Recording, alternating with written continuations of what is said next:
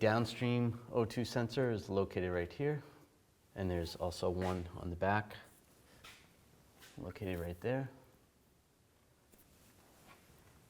So we're going to replace this one, disconnect the connector, push down on the tab, and slide the connector out. Just like that. There's the tab.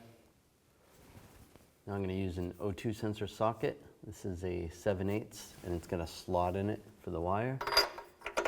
Slide that on. Take it off.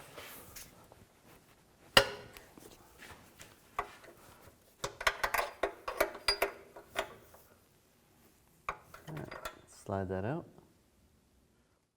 And take the new O2 sensor and just start it by hand. That's good. And we'll tighten this up.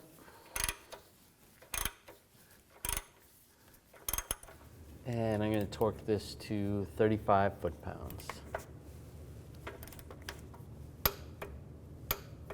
And take the connector and connect it, lock it in place.